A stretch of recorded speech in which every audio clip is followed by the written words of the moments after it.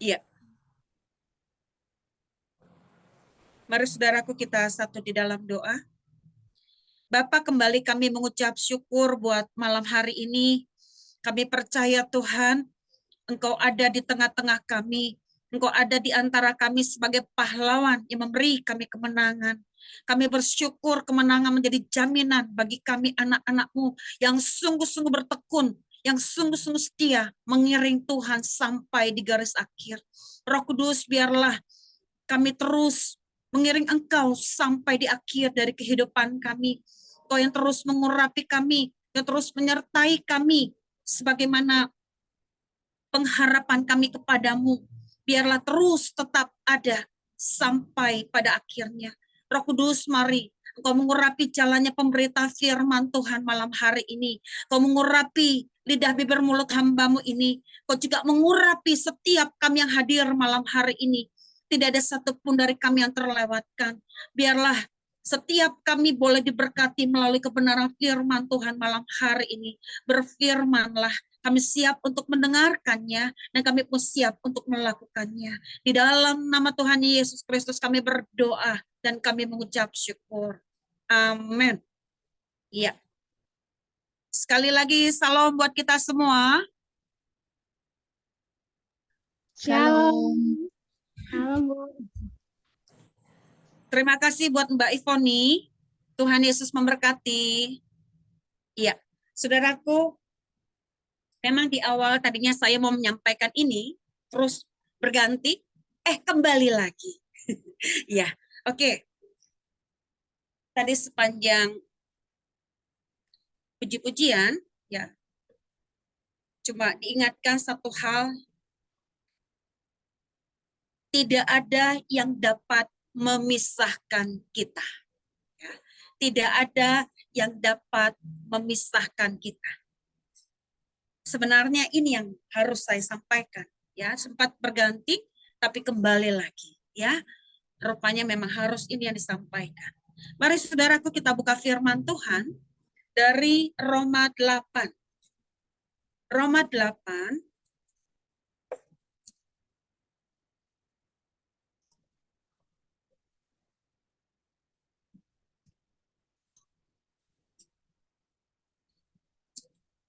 Roma 8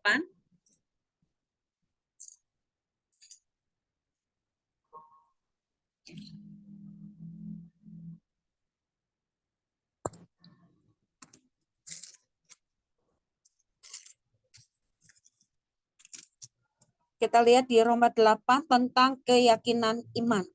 Ya. Roma 8 ayat 31 sampai dengan 39. Ya. Tapi kita baca di ayat 35. Ya.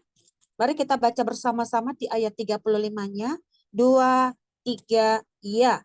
Siapakah yang akan kita dari Kristus? Penindasan atau kesesakan atau penganiayaan atau kelaparan atau ketelanjangan atau bahaya atau pedang. Iya. Saudaraku, di sini dikatakan siapakah yang dapat memisahkan kita?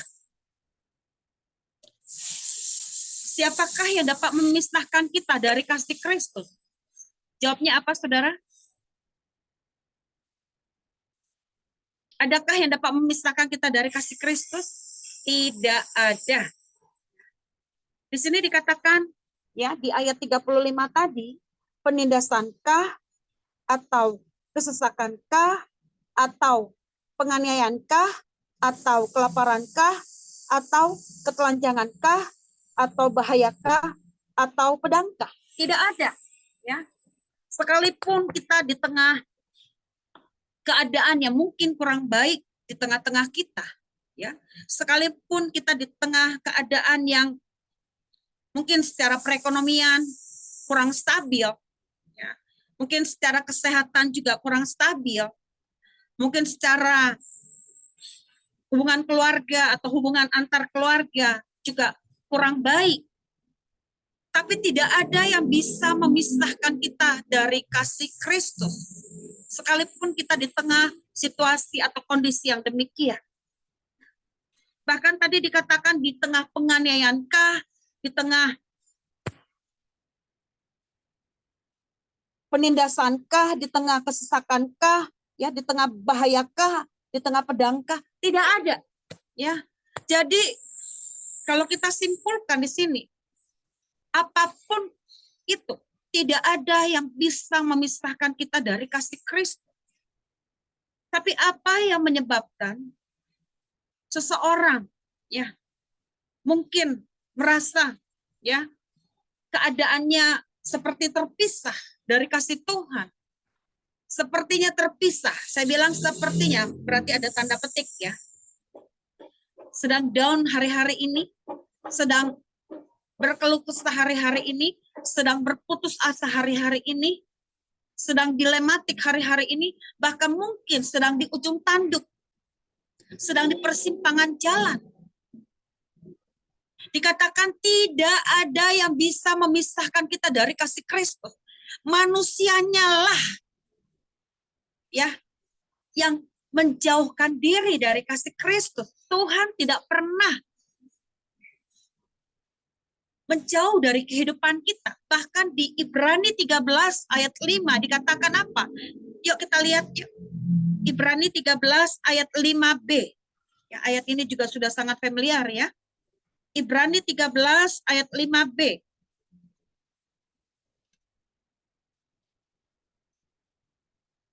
Ibrani 13 ayat 5b, silakan.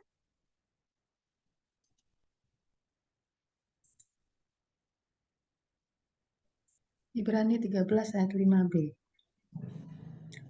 Karena Allah telah berfirman, aku sekali-kali tidak akan membiarkan engkau dan aku sekali-kali tidak akan meninggalkan engkau. Iya. Aku sekali-kali tidak akan membiarkan engkau dan aku sekali-kali tidak akan meninggalkan engkau. Artinya Tuhan itu tidak akan membiarkan kita dan tidak akan meninggalkan kita sekali-kali dalam keadaan apapun. Kitanya lah yang seringkali melepaskan tangan kita dari tangan Tuhan. Kitalah yang seringkali melepaskan, ya, tangan kita dari tangan Tuhan sehingga kita menjauh, bahkan makin menjauh dari Tuhan. Makanya kalau kita menjauh dari Tuhan, maka akan menimbulkan banyak polemik dalam kehidupan kita. Akan menimbulkan banyak masalah dalam kehidupan kita. Memang dalam hidup ini kita nggak lepas dari masalah. Tapi yang menjadi masalah kalau kita menjauh dari hadapan Tuhan, menjauh dari hadirat Tuhan, menjauh dari firman-Nya, kita akan kehilangan banyak hal. Kita akan kehilangan damai sejahtera. Kita akan kehilangan sukacita. Kita akan kehilangan banyak hal. Dan itu satu kerugian yang sangat besar. Bahkan bisa yang akhirnya kita meninggalkan Tuhan. Kalau kita nggak cepat-cepat kembali lagi, ya, kepada Tuhan. Ya, kita nggak punya pilihan. Ya, Tuhan berkata bahwa aku tidak akan membiarkan engkau dan aku tidak akan meninggalkan engkau. Saudaraku, memang mengikut Tuhan itu nggak gampang. Ya, saya percaya setiap kita, ya, dengan problematikanya masing-masing, ya, sesuai dengan kapasitasnya masing-masing. Ya, tidak bisa digeneralisir. Mungkin masalahnya Mbak Ivoni tentang anak-anak. Oke, saya pun punya masalah dengan anak-anak. Tapi masing-masing kita punya kapasitas. Sesuai dengan kapasitasnya. Gak bisa digeneralisir. Harus begini, harus begitu. Tapi yang menjadi patokan kita adalah firman Tuhan. Kita bersumber kepada firman Tuhan. Kita berporos kepada Tuhan dan firman-Nya. Tidak ada yang lain. Makanya ketika kita terpisah dari Allah, itu satu kerugian yang sangat besar. Kita kehilangan banyak hal. Makanya mengerikan kalau kita nggak cepat-cepat kembali kepada Tuhan dan firman-Nya, yang ada kita akan dihantui oleh perasaan bersalah, kita akan terus diombang-ambingkan oleh berbagai hal yang bisa membawa kita atau menyeret kita jauh dari Tuhan. Makanya ada buku, ya, saya pernah dapat, ya, judulnya Hanyut Meninggalkan Kristus. Awalnya, ya, contoh ya, misalnya kita punya persekutuan dengan Tuhan erat, tapi ketika kita mulai mengabaikan jam-jam doa, ya, jam-jam di mana kita bisa berfellowship dengan Tuhan, kita bisa bersekutu dengan Tuhan secara pribadi. Tapi ketika kita abaikan sekali, misalnya sekali-kalinya kita abaikan, pasti kita merasakan ada yang hilang dari dalam diri kita, ada yang kurang dari dalam diri kita. Kalau masih sekali-kali mungkin masih kita masih nyadar gitu. Yang kedua kali kita lakukan hal yang sama, mungkin masih nyadar. Yang ketiga kali masih nyadar. Tapi kalau udah makin keseringan, keempat kali, kelima kali, keenam kali, dan seterusnya, wow, kita harus berhati-hati. Sinyal-sinyal yang seperti itu harus diantisipasi. Kalau tidak, bablas. Seperti misalnya, contoh lain, hari Minggu. Mungkin karena kesibukan pekerjaan, mungkin karena ada kegiatan yang nggak bisa ditinggal, kita meninggalkan jam pertemuan ibadah. Sekali masih maklum, ya, mungkin bisa lewat live streaming, nggak apa-apa, masih ada kok. Terus yang kedua kali, yang ketiga kali, bablas. Akhirnya dianggap biasa. Nah, yang begini-gini itu bahaya. Ya. Saudaraku, waktu saya masih anak sekolah minggu, paling senang kalau udah ketemu hari Minggu. Seperti yang minggu lalu saya sampaikan di tengah-tengah kita. Paling senang kalau ketemu hari Minggu. Saya termasuk jarang yang namanya bolos. Ya, bolos sekolah minggu tuh jarang banget. Karena buat saya kalau udah ketemu hari Minggu tuh beda banget. Sukacita banget pokoknya. Ya, kalau udah ketemu hari Minggu excited banget. Makanya kalau ada liburan, saya jarang nginep. Karena kalau Minggu nggak bisa ikut ibadah tuh kayaknya rugi banget. Ya, pokoknya beda banget. Tapi, ada tapinya. Kalau kita udah coba sekali, kita nggak ikut ibadah dengan alasan oke lah ada acara keluarga, mungkin arisan, mungkin lagi keluar, ya dengan keluarga dan lain sebagainya. Masih sekali, masih maklum. Terus yang kedua kali, yang ketiga kali, akhirnya bablas loh saudara. Akhirnya kita nggak anggap sesuatu yang wow ibadah itu.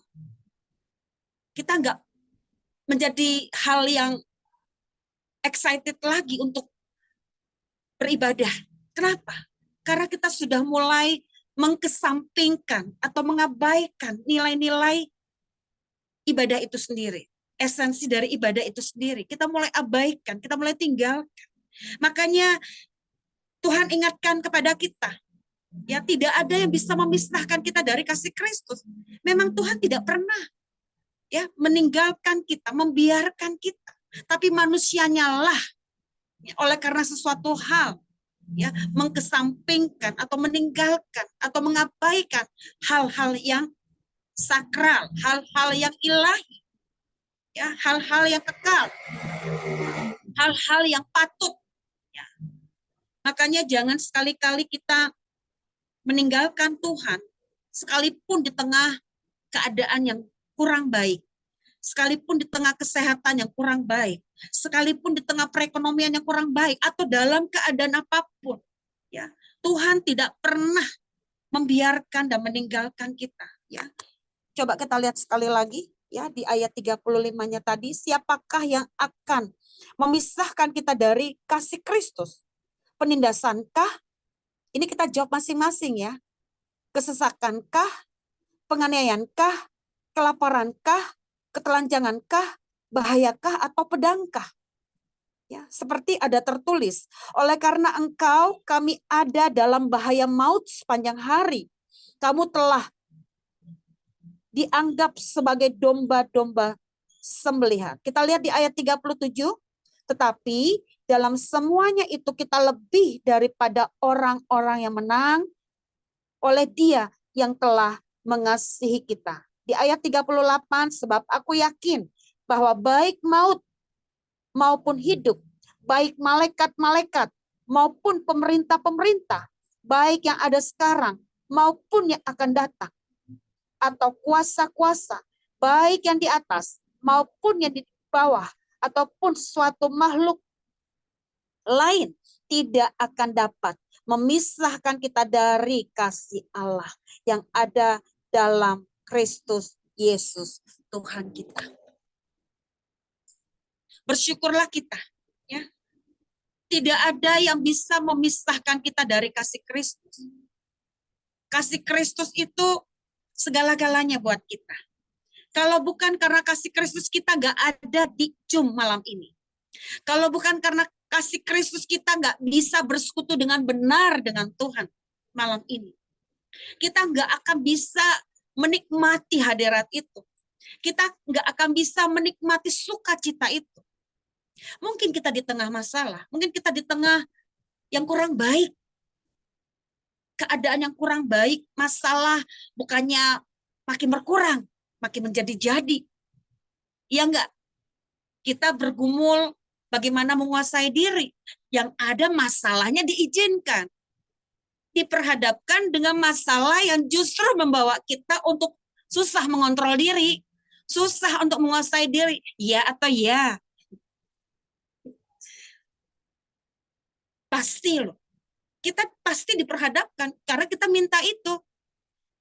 Contoh lain, saya berdoa untuk jiwa-jiwa, tapi yang diperhadapkan ke saya jiwa-jiwa yang tegar tengkuk, jiwa-jiwa yang keras kepala, jiwa-jiwa yang degil hati, jiwa-jiwa yang bikin saya tuh pengen ngapain juga saya in tuh orang. Mungkin kita alami seperti itu. Ya. Kita berdoa untuk kesabaran, yang ada bikin kita marah, yang ada bikin kita meledak-meledak, yang ada bikin kita temperamental, yang ada bikin kita emosional. Iya atau iya? Tapi memang itu yang terjadi. Tapi sekalipun demikian, Tuhan bilang kasih-Nya itu tetap ada buat kita. Kasih-Nya itu tidak pernah lalu dari kita. Kasih-Nya itu tidak pernah meninggalkan kita. Sekalipun di tengah keadaan yang demikian. Justru kasih-Nya lah yang memampukan kita. Kasih-Nya lah yang mendorong kita untuk tetap bersabar, untuk tetap bertekun, untuk tetap setia, untuk tetap percaya. Saya sampai merinding. Ya, untuk tetap kita berpengharapan penuh hanya kepada Tuhan. Ya. Keadaan boleh semakin menjadi-jadi, tapi kasih Tuhan lah yang akan menyemangati kita kembali, yang akan memompa kita kembali, yang akan mendorong kita kembali, bahkan yang akan terus membara di dalam hati kita, supaya kita tidak berhenti berharap, supaya kita tidak berhenti bergumul, supaya kita tidak berhenti percaya. Kalau sudah berhenti, lewat semuanya itu. Jangan sampai itu berhenti, tapi biarlah membawa kita makin percaya bahwa di balik semua hal yang tidak mengenakan itu, Tuhan mau menyatakan rencananya buat kita. Ya. Jangan berhenti dan jangan lepaskan tangan kita dari tangan Tuhan. Jangan lepaskan tangan kita dari genggamannya. Ya, saudaraku pernah melihat, ini saya kasih contoh. Coba kita bawa ke arah sana ya. Pernah melihat seorang ayah menuntun anaknya? Coba saya mau tanya nih. Ya, jawab ya. Seorang ayah Di sebelah kanan atau sebelah kiri, saudara? Di sebelah kiri ya. Menuntun anaknya yang di sebelah kanan. Berarti seperti Yesaya 41 ayat 10. Yuk kita lihat ya. Ini juga ayat yang sangat familiar buat kita. Yesaya 41 ayat 10. Silahkan baca.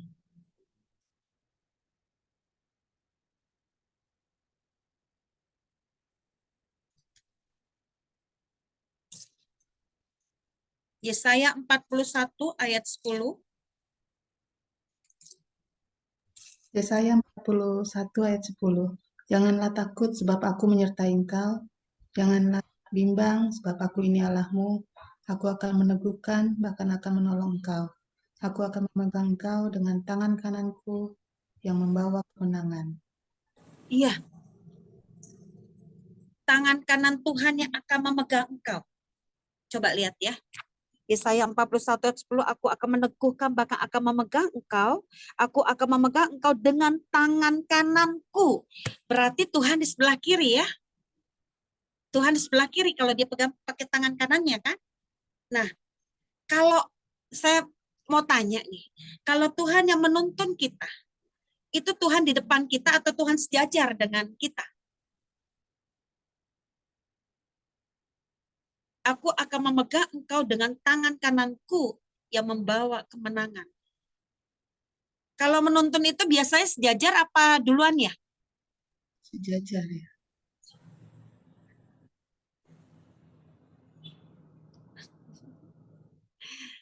Ayo coba Mbak Jusi. Sejajar. Sejajar. Oke, ya.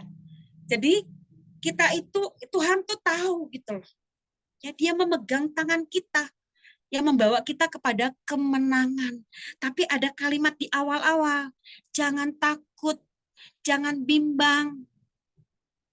Aku menyertai. Saya kalau lagi sedih, saya kalau lagi sepertinya nggak ada dukungan, ya disudutin, ya dari mana? Misalnya di tengah keluarga, entah suami, entah anak, kita padahal bikin yang benar, tapi kayaknya terpojok gitu. Saya ingat lagi ayat ini, ya, mengingatkan kembali supaya saya percaya bahwa ada tangan kanan Tuhan yang memegang tangan saya. Dia nggak membiarkan saya jatuh sampai tergeletak. Dia tidak membiarkan saya terpleset. Dia tidak membiarkan saya terluka. Bahkan kemenangan itu Tuhan sediakan buat kita. Makanya kita mengucap syukur ya. Jangan sampai kita memisahkan diri dari kasih Kristus. Jangan sampai kita menjauhkan diri dari kasih Kristus. Jangan sampai kita juga menjauhkan diri dari genggaman tangannya yang kuat itu. Ya, karena kekuatan itu kita terima ketika kita dalam genggaman tangan Tuhan yang kuat. Ketika kita menyandarkan diri kita kepada kasih Kristus, kita akan beroleh sesuatu yang berbeda. Karena apa? Kekuatan yang penuh itu kita terima dari Tuhan. Dari kasihnya yang selalu terpancar buat kita. Dari genggaman tangannya yang kuat yang selalu menggenggam tangan kita. Yang akan membawa kita kepada kemenangan demi kemenangan. Yang membawa kita dari kemuliaan kepada kemuliaan.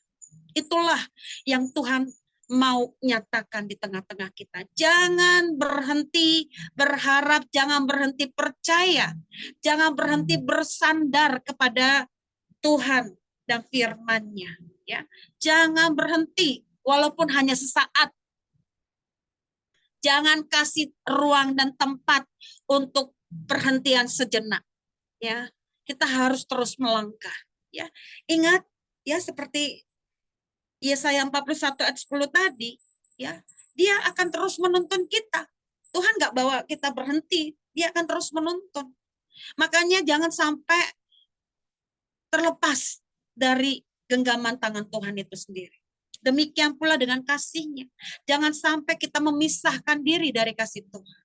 Ya, kita nggak akan sanggup, saudara. Kita nggak akan sanggup. Ya, sesanggup apakah kita ini? Mau dengan kekayaankah? Mau dengan kehebatan kita kah? Mau dengan gagah-gagahan kita kah? Nggak akan bisa. Nggak akan sebanding. Nggak akan sebanding. Ya. Tuhan itu terlalu besar, saudara. Ya.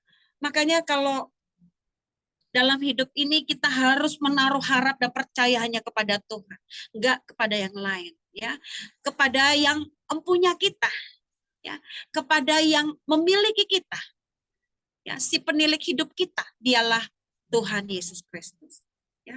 Sebagai ayat penutup, mari kita buka firman Tuhan dari Ulangan 31. Ulangan 31.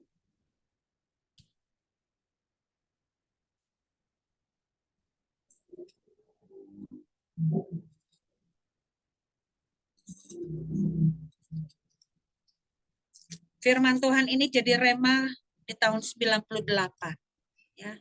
Saya ingat banget tahun 98, Ulangan 31 ayat 8.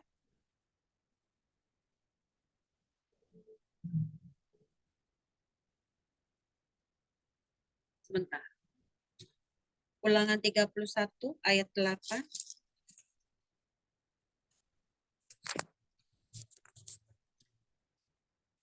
Tapi kita lihat dulu di ayat 6-nya.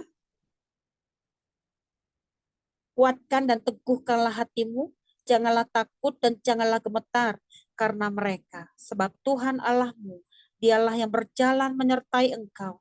Ia tidak akan membiarkan engkau dan tidak akan meninggalkan engkau. Di ayat 8.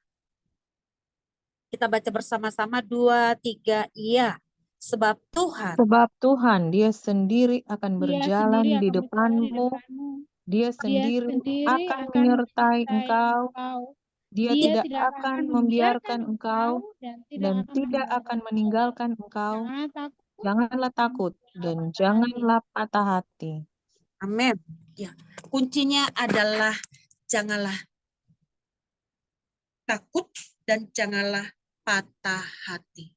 Saudaraku, kalau kita takut, kalau kita patah hati, maka kehilangan banyak hal.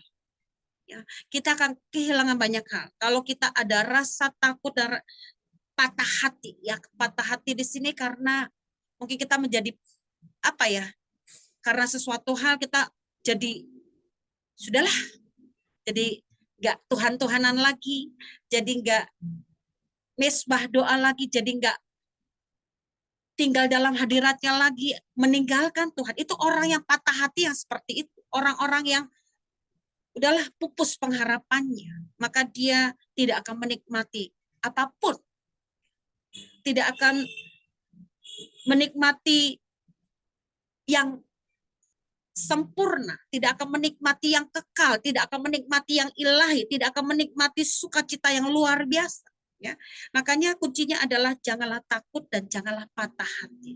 Kita akan menerima, ya percayalah, ya apapun kita harus tanamkan di dalam hati kita, di dalam pikiran kita, mindset kita ini harus dirubah.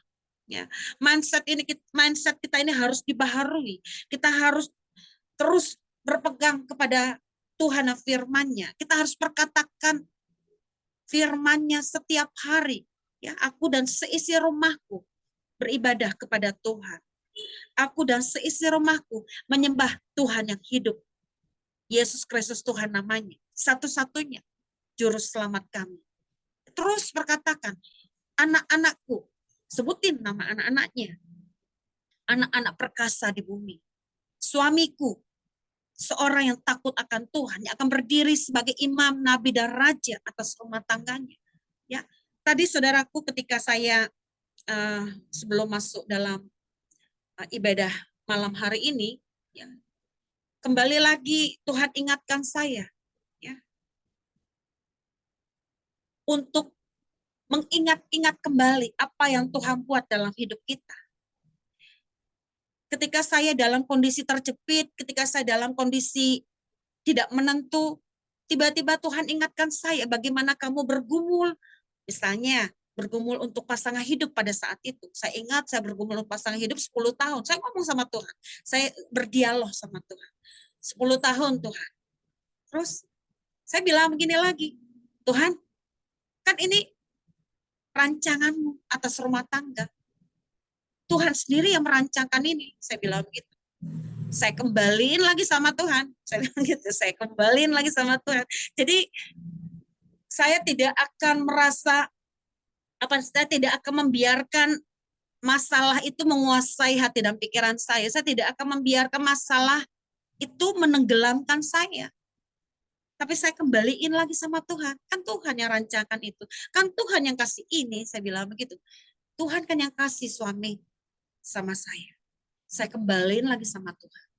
Ya, cuma Tuhan yang tahu benar untuk menservis dia. Cuma Tuhan yang tahu benar untuk menservis anak-anak saya. Cuma Tuhan yang tahu benar yang bisa memulihkan keluarga saya. Cuma Tuhan yang tahu benar memulihkan orang-orang yang saya kasihi. Ya. Saya cuma mau belajar tidak sampai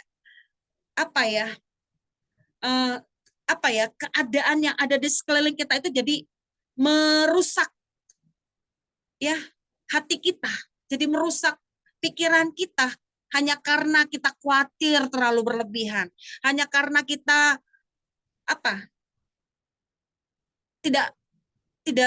kita takut berlebihan ya. Makanya kalau takut dan patah hati inilah yang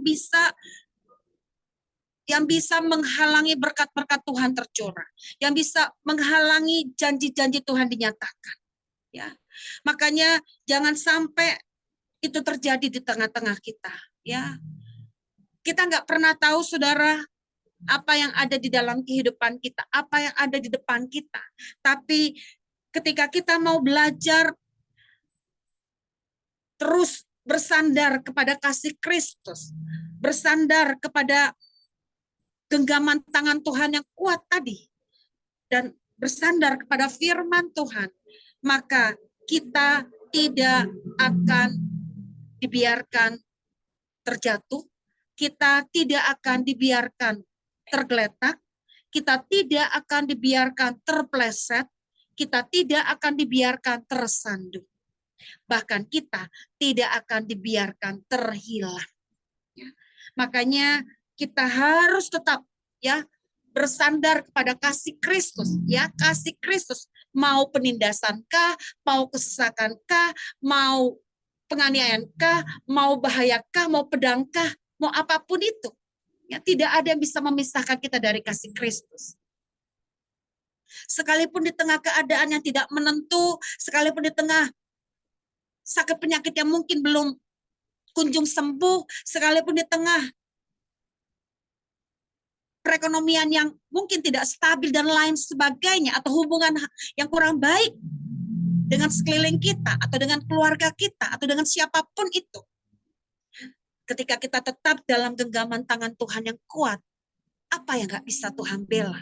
Apa yang nggak bisa Tuhan nyatakan? Bahkan kemenangan Tuhan sediakan bagi kita. Dan Tuhan ingatkan lagi di Ulangan 31 ayat 8. Aku yang berjalan di depanmu. Artinya Tuhan tahu benar apa yang ada di depan sana. Tuhan tahu benar di ujung sana. Ya. Kuncinya apa? Janganlah takut dan janganlah patah hati. Tetap percaya, tetap bersyukur, ya, bahwa di balik itu semua ada rencana Tuhan yang besar yang Tuhan menyatakan di tengah-tengah kita. Berbahagialah yang bukan hanya mendengarkan, tapi merenungkan firman-Nya siang dan malam dan melakukannya di dalam kehidupan sehari-hari. Amin. Mari kita tutup di dalam doa. Bapa, kami mengucap syukur buat malam hari ini. Terima kasih Roh Kudus, terima kasih Bapa. Engkau kembali mengingatkan kami bahwa tidak ada yang dapat memisahkan kami dari kasih Kristus. Tidak ada yang bisa melepaskan tangan kami dari tangan Tuhan yang kuat. Tidak ada yang bisa membawa kami menjadi kecut dan tawar hati oleh karena masalah yang belum kelar. Hanya karena penyakit yang belum kunjung sembuh. Hanya karena keadaan yang belum berubah. Tapi hari ini Engkau kembali mengingatkan kami. Sekalipun di tengah keadaan yang kurang baik, tetap kami menggantungkan diri kami, menyandarkan hati kami sepenuhnya kepada kasih Kristus, kepada genggaman tangan Tuhan yang kuat, kepada Tuhan firman-Nya. Sebab Engkaulah segala-galanya bagi kami. Engkaulah yang mampu membawa kami kepada hari depan yang penuh dengan harapan. Engkau yang mampu membawa kami kepada kemenangan yang gilang gemilang. Engkau yang mampu membawa kami kepada hari depan yang penuh dengan harapan. Hari ini Roh Kudus kembali mengingatkan kami untuk kami tidak berhenti berharap, untuk kami tidak berhenti percaya, untuk kami tidak berhenti berserah. Untuk itu Roh Kudus, mari kuatkan dan teguhkan setiap kami, anak-anak-Mu ini Tuhan. Siapapun kami tanpa terkecuali. Mungkin ada permasalahan yang belum kelar di tengah-tengah kami. Mungkin ada permasalahan perekonomian juga belum stabil. Tapi hari ini, apapun keadaan kami, apapun masalah kami, mungkin masalah dengan keluarga kami, masalah dengan orang-orang terkasih, masalah dengan lingkungan, masalah dengan siapapun itu. Biarlah tidak membawa kami kecut dan tawar hati, tidak membuat kami menjadi lemah dan putus asa, tapi membawa kami semakin mendekatkan diri kami kepadamu. Roh Kudus, mari kuatkan dan teguhkan setiap kami. Mampukan kami untuk terus melangkah maju bersama Engkau Tuhan. Kami percaya Tuhan, kami akan meraih apa yang menjadi janji Tuhan. Kami akan melihat bagaimana kemuliaan Tuhan dinyatakan di tengah-tengah kami. Kami percaya itu Tuhan. Kami mau belajar menggantungkan diri kami hanya kepadamu. Kami hanya mau belajar terus bersandar kepada Tuhan dan firman-Nya. Kami mau belajar percaya hanya kepadamu. Kami percaya Tuhan janji-Mu iya dan amin. Kami percaya Engkau Allah yang tidak pernah ingkar akan janjinya. Kami percaya Engkau Allah yang sanggup menepati janji-janjinya. Dan kami percaya Tuhan pada waktunya kami akan melihat, kami akan menikmati, kami akan menyaksikan perbuatan tangan Tuhan yang ajaib nyata atas kami. Terima kasih Tuhan buat malam hari ini. Materaikan setiap benih firman-Mu ini ke dalam loh hati kami. Biarlah kehendak-Mu yang jadi atas hidup kami. Terpujilah nama-Mu Tuhan kekal selama-lamanya. Di dalam nama Tuhan Yesus kami berdoa dan kami mengucap syukur. Amin. Ya, kembali